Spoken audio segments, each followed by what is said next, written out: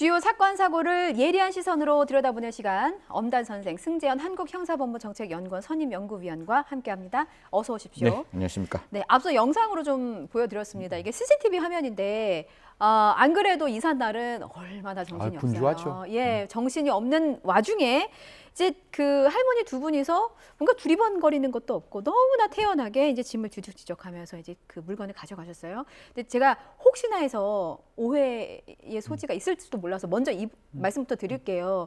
이게 진짜 버려진 짐이다라고 할머니들이 생각하실 수도 있지 않겠습니까? 오해 가능성 있다고 보세요? 뭐 지금 주변에 있는 분들의 진술로는 오해 가능성이 없다. 왜냐하면 우리가 분리수거하는 장소와 지금 이삿짐이 놓여 있는 장소는 다르다 이렇게 이야기를 하는데 보통 이런 걸 바라볼 때 우리가 형법적으로는 세 가지를 들여다봐요. 네. 첫 번째, 타인의 물건, 즉 타인성에 대한 고의가 있으면 그거는 절도가 성립되죠. 그 타인성의 고의가 있을 때 다른 사람이 점유하고 있다라고 생각하면 그때는 절도죄가 적용돼요. 하지만 타인의 물건인데 이게 그냥 점유가 이탈되었다, 버려진 물건이라고 생각하면 점유이탈물 횡령이 되니까 네. 할머니들께서는 분명히 몰랐다라고 이야기하시다가 추궁하니까 자백을 하셨대요. 그러니까 이런 부분에 있어서 할머니들이 타인성은 인정했는 듯하게 보이는데 뭐 계속 말을 하겠지만 과연 할머니들께서 지금까지 했던 할머니들이라고 할게요. 굳이 뭐 어차피 다른 사람이 물건을 가지고 가셨으니까 예. 할머니들이 과연 어떠한 범죄가 어떻게 적용될 것인지는 저희들이 조금 이따 계속해서 한번 말씀드리겠습니다. 저는 얼핏 짐 정리 도와주시는 분들인가? 라는 너무나 생각이 태연. 들 정도로 너무나 태연하게 그러니까 그 짐을 가져가실 때 한 번은 그 이웃이 이거 남의 거다라고 얘기도 하고 이삿짐 센터 직원도 와서 얘기도 했는데도 불구하고 이제 가져가신 거예요. 그런데 이런 우여곡절 끝에 이사를 마치고 이제 짐 정리를 했는데 집주인이 또 한 번 놀랐습니다.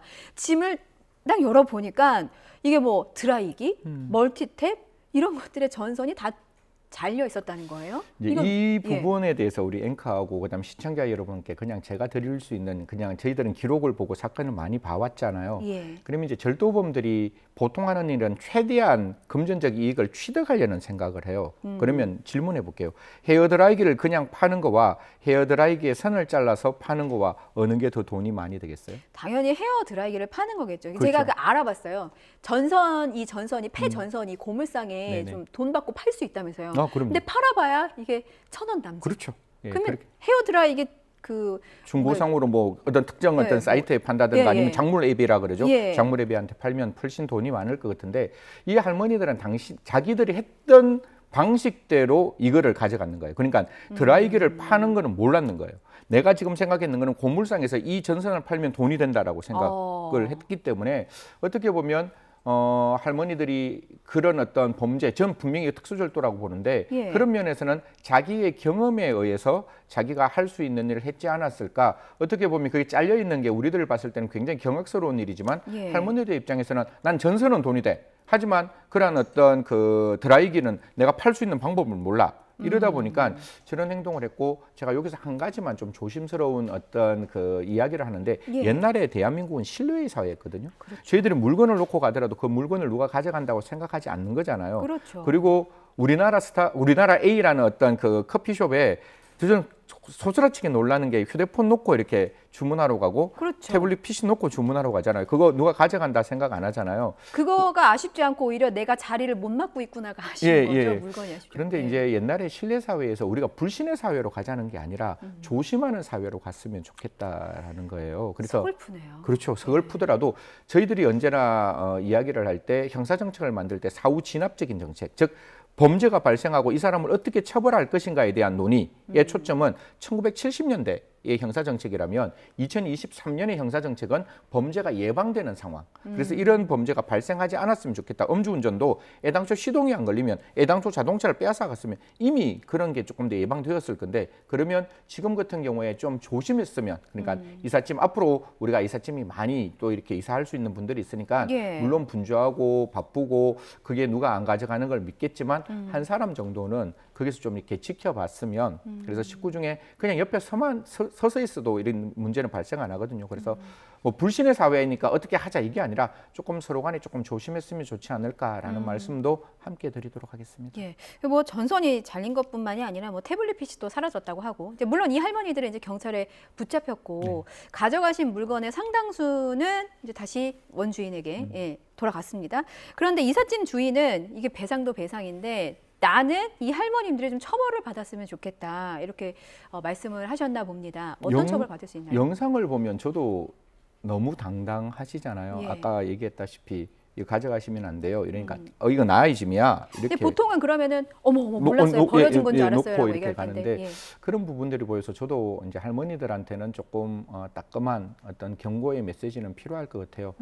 이게 그냥 이게 한 가지 말씀드리면 그냥 절도 남이 있는 물건을 이렇게 다 가져가면 6년 이하의 징역 또는 1,000만 원 이하의 벌금이에요. 그래서 쉽게 말하면 그 물건을 완벽하게 돌려주면 사실상 벌금형이 나오는 경우가 많은데 예. 지금 두 분이 하셨잖아요. 두 분이 그렇죠. 하는 거는 죄명이 바뀌어요. 특수절도죄로 바뀌어요. 아 이게 인원이 늘면 예, 특수절도죄가 두 명 이상 됩니까? 하면 그러니까 합동이라 그래가지고 합동범이 돼서 근데 여기서 이제 문제는 뭔가 하면 1년 이상의 징역 또는 10년 이하의 그 징역인데 1년 이상에서 10년 사이 요 사이 나오는데 벌금이 없어요. 이 말이 무슨 말인가 하면 그냥 실형 받으셔야 되는 거예요. 무조건 징역을 살아야 그렇죠. 되는 거예요? 예, 그렇게 되는 거기 때문에 사실 좀 할머니들의 입장에서는 굉장히 좀 이렇게 당황스러울 수도 있지만 이런 형태로 좀 할머니들한테 좀 이야기도 하고 다만 이제 법원 단계나 그다음에 이런 데서 선고유예도 가능하니까 이런 부분에 대해서는 그냥 훈방하는 것보다는 할머니들 앞으로 이런 행동 안 하셔야 되잖아요. 그렇죠. 그래야지 80이 넘은 어르신들인데 굳이 이게 교정시설에 또 한 번 들어갈 수 있는 가능성이 있으니까 이번에 좀 제대로 이게 안 된다, 잘못되었다 이러시면 안 된다는 걸 꼭 좀 알려주었으면 좋겠다. 저도 뭐 이삿짐 하시는 그 분의 마음에 10분 이해가 될 수 있는 가능성이 있다 이런 말씀 드리겠습니다. 만약에 이제 피해자가 뒤늦게 좀 마음을 돌려서 합의하면 좀 괜찮은 건가요? 보통 이제 우리가 경제사범이라 그러잖아요. 예. 경제사범에서 두 가지가 있어요. 하나는 내가 이 물건을 훔치겠다는 행위반가치, 나의 마음의 나쁨이 있고 이 물건을 가지고 갔을 때 결과반가치, 그만큼 재산상 이익을 가져가는 거잖아요. 그래서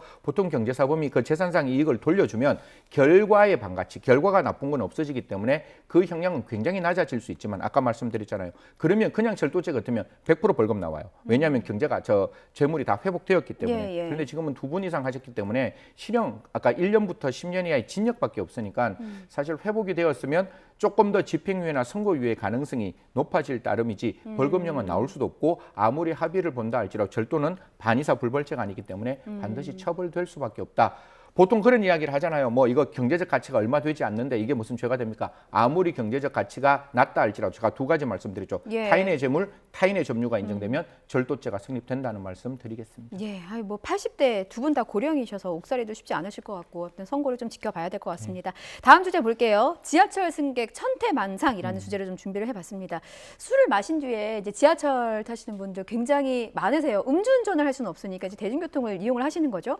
그런데 한 승객이 만취한 상태로 지하철에 탔다가 경찰의 조사를 받게 됐습니다. 이게 어떤 사건인지 소개를 좀 해주세요. 저도 이 영상을 봤는데 그냥 보통 한번 실수할 수 있잖아요. 이게 그냥 지하철 문이 이렇게 땡땡땡땡땡땡 이러고 닫히잖아요. 예. 문이 닫힙니다. 이렇게 딱 닫히는데 이 사람이 그냥 다리를 이렇게 그 문 닫히는데 딱 집어넣는 지금 거예요. 사진이 나가고 네네. 있는 바로. 예. 그러면 저렇게 되면 이게 탕 닫히다가 어떻게 돼요? 다시 문이 착 열리잖아요. 이게 안전상의 우려 그렇죠. 이유로. 당연히 열려야 예, 되는 예. 거고 그거는 안 열리면 잘못되는 거잖아요. 근데 우리나라는 지금 이중의 문이에요. 그래서 하나 문 닫히고 바깥에 문 닫히고 난 다음에 저렇게 하면 바깥 문 열리고 안에 지하철 문 또 열리는데 예.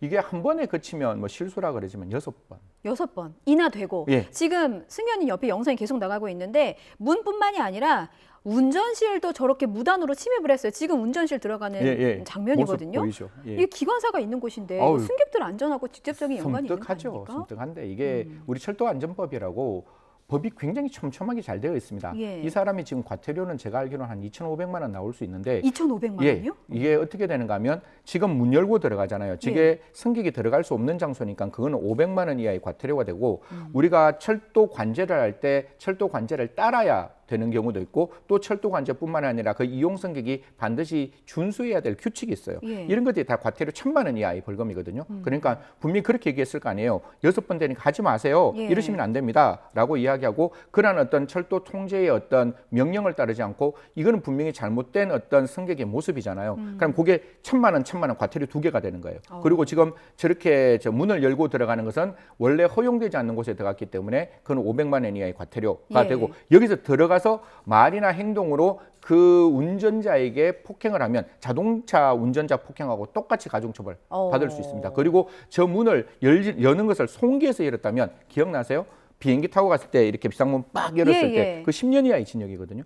그리고 저는 저런 행동 모르겠습니다. 취객이기 때문에 100번 그래 말할까요? 전 술을 먹어서 기억나지 않습니다. 이런 말하는데 저는 아니라고 봐요. 저는 테러라고 봐요. 그 지하철 안에 있는 승객들 전체에 위험을 발생했는 거잖아요. 그래서 지금 나와 있는 거는 여러 가지 제가 말씀드렸다시피 형법상 처벌받을 수 있는 가능성이 열려 있을 뿐만 아니라 과태료 처분도 하나가 다 위법이 돼서 2,500만 원 이하의 과태료고, 저는 철도공사가 정말 이야기를 잘했다고 생각하는 게 예. 저는 철도안전법 위반에 대해서는 무관용 원칙을 지키겠다라고 하는데, 술 드셨는 것, 저는 술이 나쁘다고 생각하지 않습니다. 예. 술을 먹고 저렇게 일반 대중교통을 이용하시는 시민들의 안전을 위협하는 행동은 술이 용서될 수 없다. 그래서 반드시 엄벌해야 된다. 이런 예. 말씀드리겠습니다. 예, 왕십리역과 한양대역, 그러니까 딱 한 정거장이거든요. 네네. 2호선에서. 그렇죠. 바깥으로 이렇게 나올 수 있는 예. 곳입니다. 그 한 정거장에서 6번을 넣었다 뺐다 발을 하고 기관실도 침입한 남성, 무관용 원칙을 고수하셨으면 하는 마음이 좀 있습니다. 그런데 그 지하철 역사를 보면 근무하는 직원들이 이틀에 한 번 꼴로 승객들의 어떤 폭언이나 폭행에 시달리고 있다는 조사 결과가 나왔더라고요.